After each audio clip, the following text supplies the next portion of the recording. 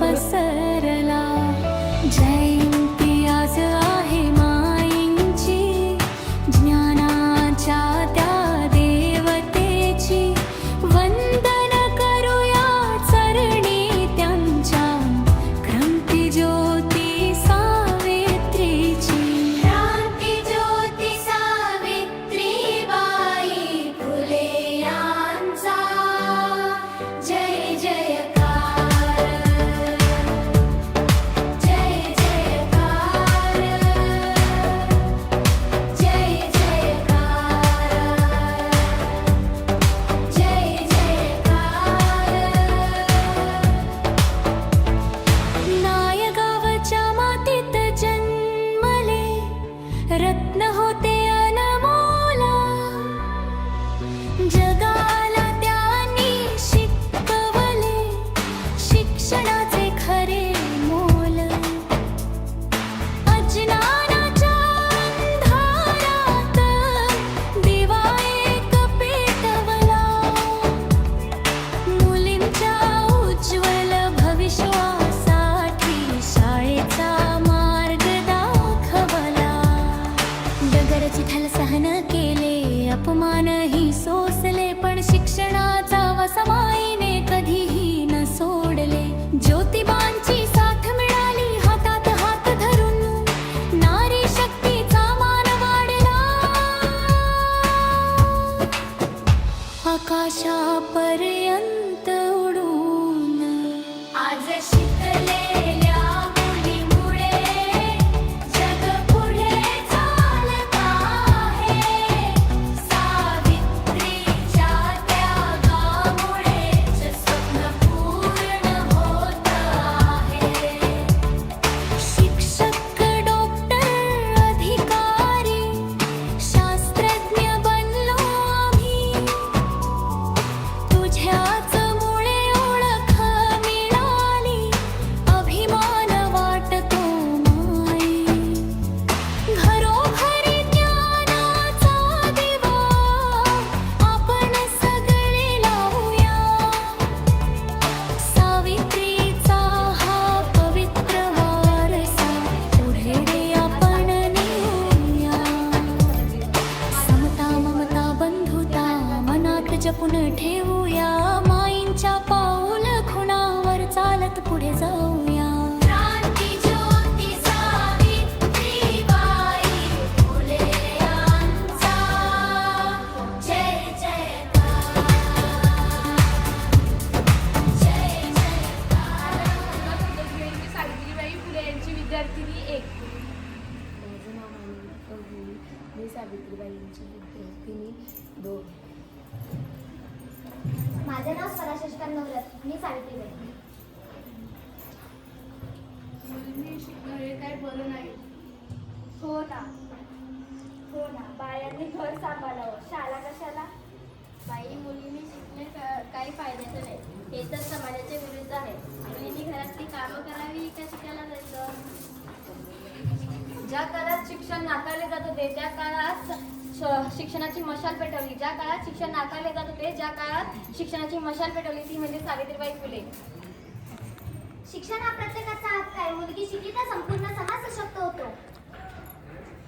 आईसारख्या वाटणाऱ्या सावित्रीबाई फुले, तुम्ही आम्हाला लिहायला वाचायला शिकवले. तुमच्यामुळे आमचं आयुष्य सुखकर झाले.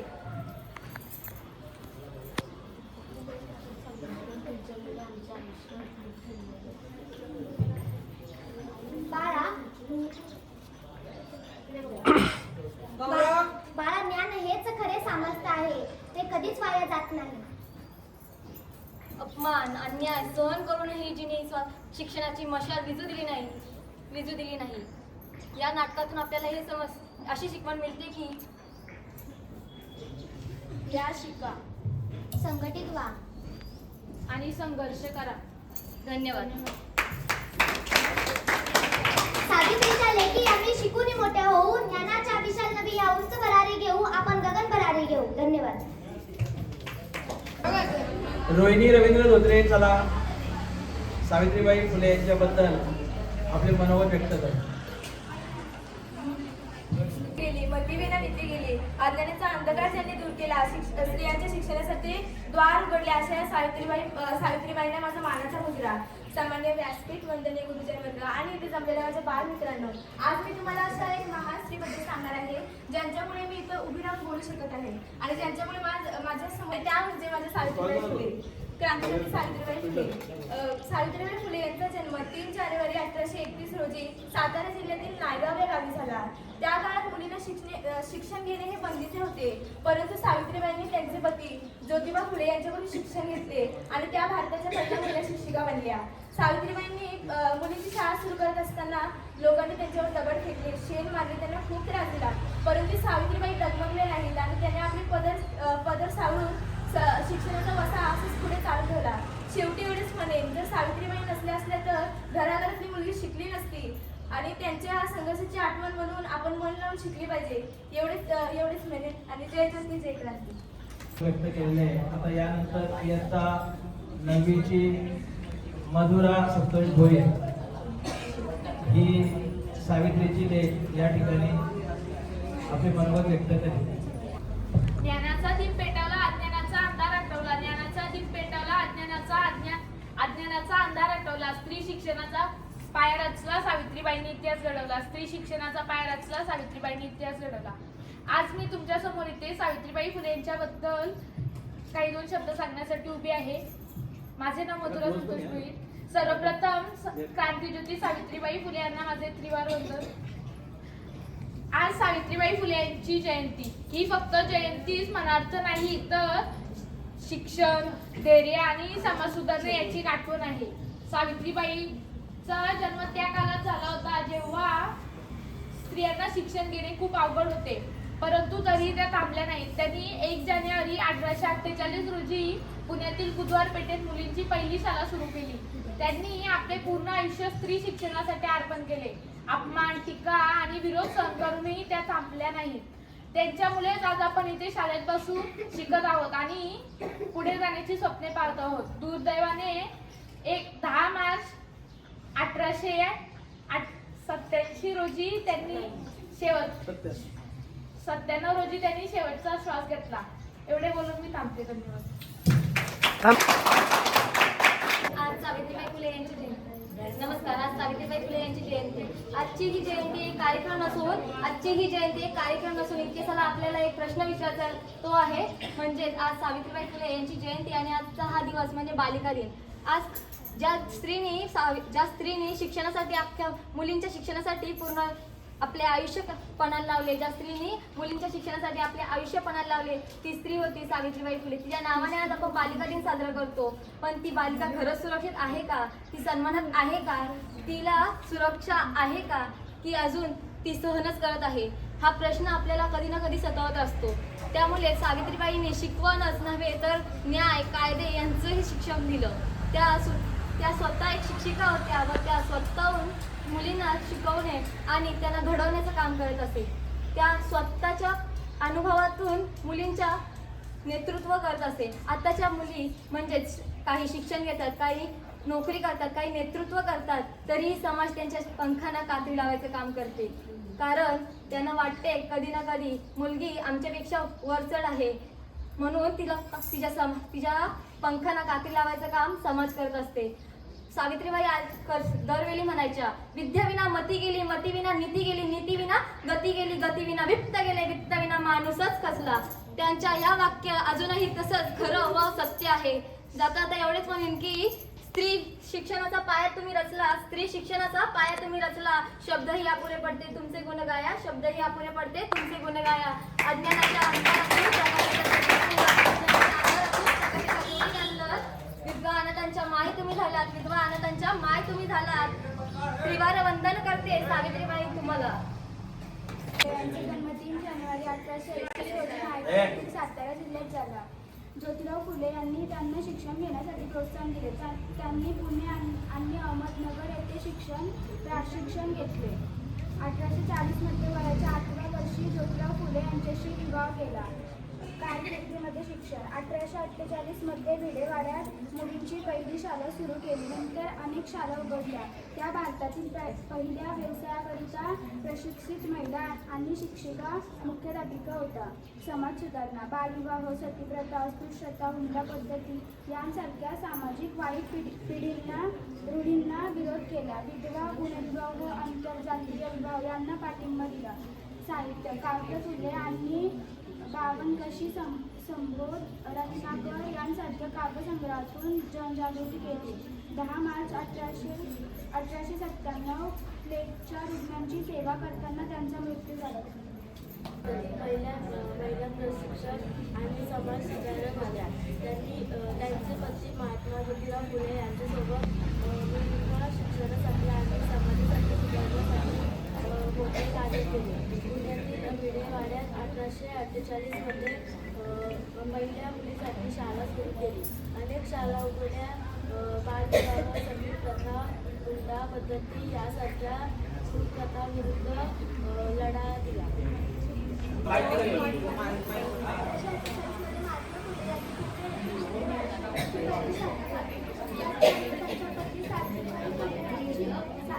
समाजातील कर्मठ लोकांनी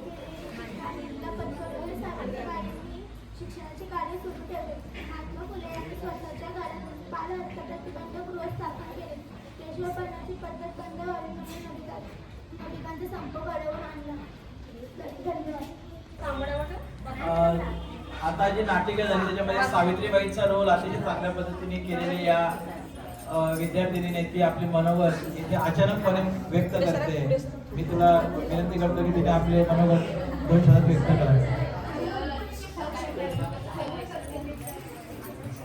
अध्यक्ष महोदय, कार्यक्रमासाठी उपस्थित मान्यवर आणि माझे विद्यार्थी मित्रमैत्रिणी, आज आपण अशा एक महान व्यक्तिमत्वाला आदराने नमन करण्यासाठी इथे जमलो आहोत, ज्यांनी समाजाच्या रूढीवादी विचारांना आव्हान दिले आणि स्त्री शिक्षणाचा पाया रचला. त्यामध्येच क्रांतिज्योती सावित्रीबाई फुले. त्यांच्यासाठी बोलताना मी म्हणेन, स्त्री शिक्षणाची सावित्री तूच खरी काही वारी, तुझ्याच मुळे शिकत आहे आज प्रत्येक नारी. स्त्री शिक्षणाचा रचला तुम्ही पाया, शब्दही अपुरे पडते तुमचे गुण गाया. विधवा अनाथांच्या बनल्या तुम्ही आई, त्रिवार वंदन करते तुम्हाला क्रांतिज्योती सावित्रीबाई. त्यांच्यासाठी बोलताना मी म्हणेन, आपल्यापैकी किती जणांना माहीत आहे त्या काळात मुली जन्माला येणे सुद्धा पाप समजायचे. स्त्रियांना कमजोर अबला समजायचे. स्त्रियांना समाजात मान सन्मान नव्हता. शिक्षणाचे अधिकार नव्हते.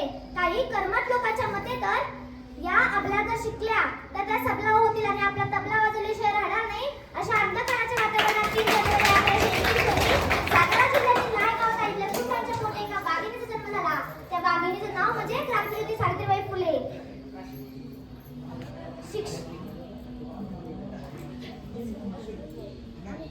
त्या धर्माला अनुसरून नाही असे काही लोकांना वाटत असताना त्यांनी शिक्षण घेतले. स्त्री पुरुष शिक्षण घेतले.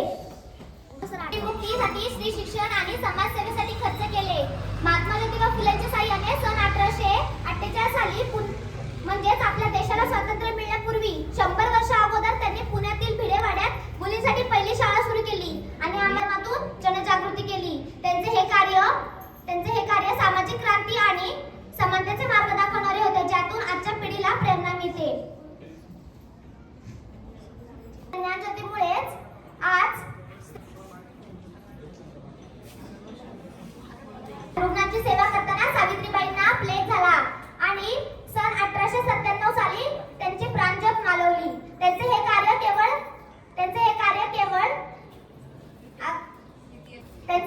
केवळ इतिहासातील पाठ नसून आपल्या सर्वांसाठी मार्गदर्शक दीपस्तंभ आहे. त्यांचे कार्याच्या आदरांजलीसाठी आपण म्हणूया, सावित्रीच्या लेखी आम्ही शिकून मोठ्या होऊ, ज्ञानाच्या विशाल नभी या उंच भरारी घेऊ, आपण गगन भरारी घेऊ. धन्यवाद. क्रांतिज्योती ज्योतिराव फुले, ज्ञानज्योती सावित्रीबाई फुले यांना माझा मानाचा मुजरा. आज सावित्रीबाई फुले यांच्या जयंतीनिमित्त आपण चांगल्या प्रकारचे या ठिकाणी नाटिका आणि चांगल्या प्रकारची भाषणं या ठिकाणी केली. अतिशय ती कौतुकास्पद आहे. विशेष करून आपण जो या ठिकाणी पेहराव केलेला आहे त्याचं मी मनापासून कौतुक करतो की शिरा लावून आणि तुम्ही लुगडा घालून जे तुमचं संकल्प या ठिकाणी मांडलेला आहे तो अतिशय सुंदर आहे. या देवी सर्व भूतेषु कृष्ण रूपेण संस्थिता नमस्तसे नमस्तसे नमस्तसे नमस्कार. सर्व प्राणी मात्राच्या मध्ये शक्ती रूपाने वास करणारी देवी आदिशक्ती, तिचं रूप हे नारीचं रूप आणि या स्त्रीने ज्या सावित्रीबाई फुले जे कार्य केलेलं आहे ते जे कार्य आहे ते अतिशय त्या काळाला अनुसरण असेल. आज देखील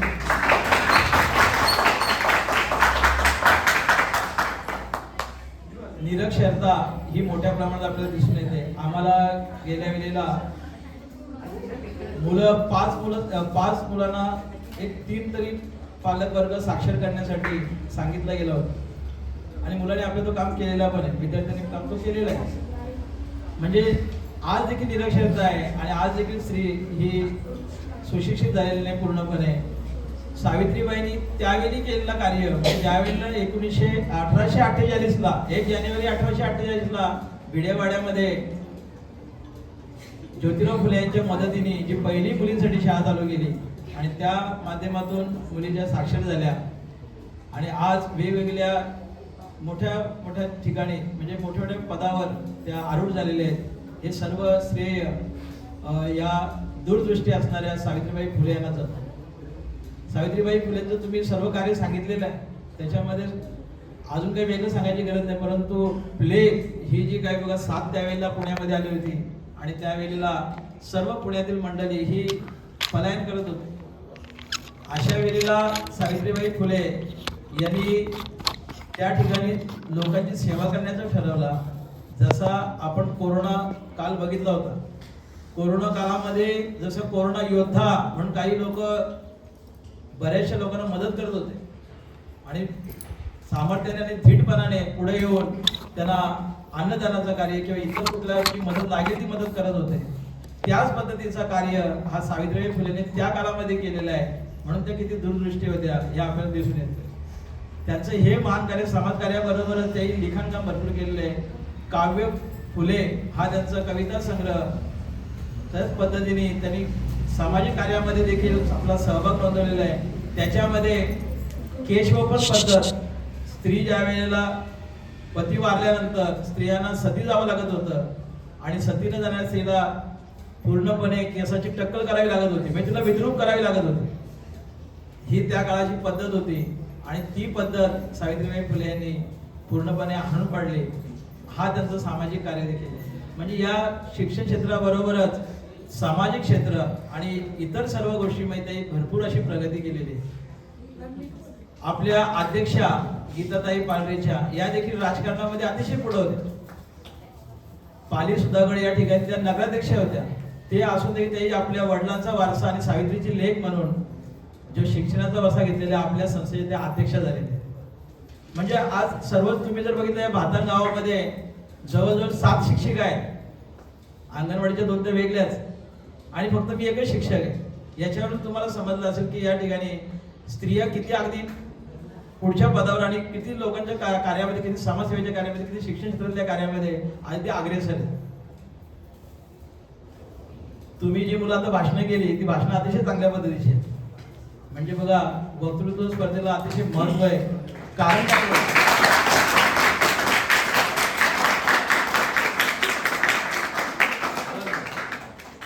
मुद्दा म्हणून टाळ्या वाजता ते मला समजतं, लक्षात येते का? मला ते समजलेलं आहे. या टाळ्या संपण्याच्या नाही, यात तुमच्या काय तुम्हाला अजून आवडलेलं आहे म्हणून तुम्ही ते टाळ्या वाजवतात.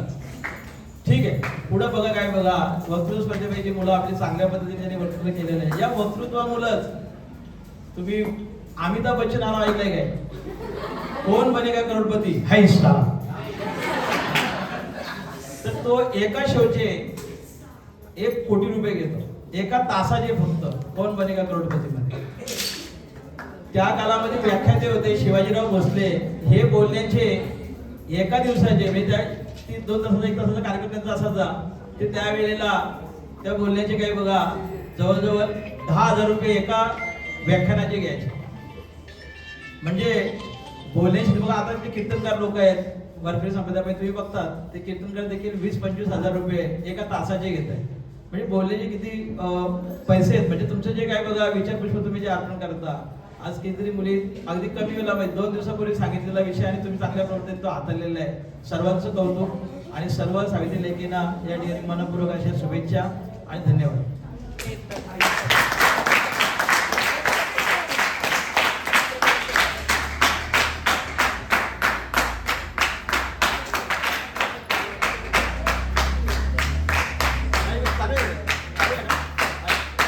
आता आपल्या एका विद्यार्थ्यांनी या ठिकाणी प्रदर्शन मांडलेलं आहे. तिने अनेक सुंदर अशी चित्र काढलेली आहेत. अतिशय चांगल्या पद्धतीचा तिचा स्केच आहे आणि त्या मुलीला मी पुढे बोलवतो. तनिष्का भोईर, चला समोर या. मॅडम ते बघा ते व्हिडिओ राजवी आपल्या इथं काय चित्र अतिशय सुंदर विघ्नार्थ्या गणरायाचं चित्र या ठिकाणी तिने रेखाटलेलं आहे. रंगकाम अतिशय सुंदर केलेलं आहे. त्याचबरोबर राधे राधे राधे कृष्ण या ठिकाणी चित्र या ठिकाणी तिने काढलेले आहे. हे कशाचं आहे? टिश्यू पेपरच्या माध्यमातून या ठिकाणी आपल्या आई वडिलांना तिने भेट दिलेली आहे. हे पूर्ण अशा तिच्या जवळजवळ 5 वया पूर्ण भरून झालेल्या आहेत.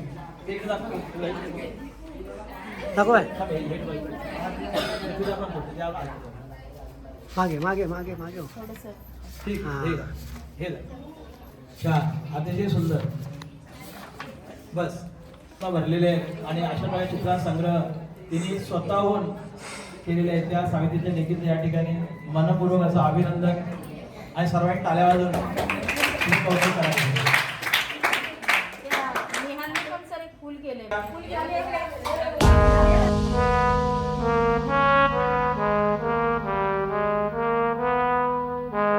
तुझा त्याग आई, तुझी ती लढाई स्वाभिमानी हक्कासाठी, तुझी ही अंगाई गाती दिशा दाही, क्रांती सूर्य तुझी या पाठी.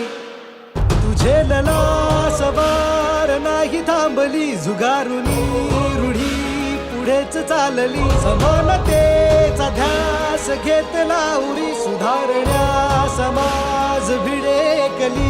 ज्ञान ज्योती तुझ्यामुळे तुलाच जीवन समर्पिले. सावित्री आई बाईने शिकवून करायचंय काय? स्त्रियांना घरात कोंडा, कांदा वाडा आणि पुष्टिकारा म्हणावं. बायकांची लायकी नोकऱ्याच्या आई. सावित्री आई बंधन माझे हो.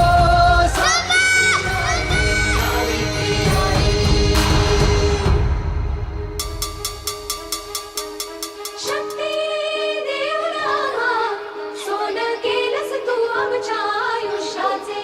सारी दुनिया कळली तेव्हा पंख आम्हा दिले आई स्वप्नाचे. चंदन होऊन झिजलीस तू आणि आम्ही झालो सुगंधी.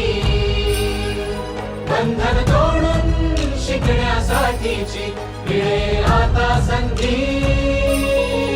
तसे तुझ्याच पावलांचे पाहुनी भरारी घेतली. सावित्रीबाई फुलेंचा स्वतंत्रता के बाद भारतीय नारी की स्थिति में क्रांतिकारी बदलाव आया. आज की नारी राजनीतिक, सामाजिक, आर्थिक सभी क्षेत्रों में आगे बढ़ रही है. पर इन सब की शुरुआत कब हुई?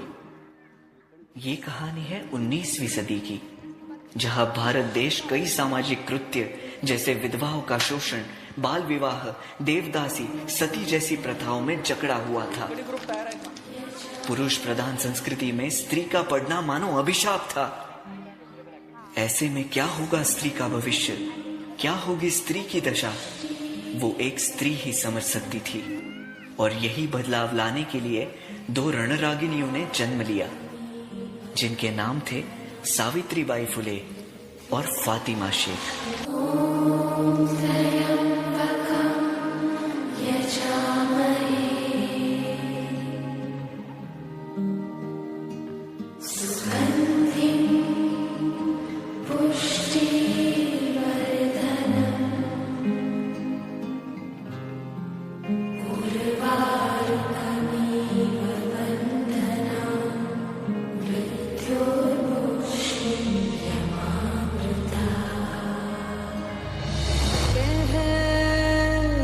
ये पल खुद से निकल जीते हैं चल जीते हैं चल जीते हैं चल हम मुसाफिर था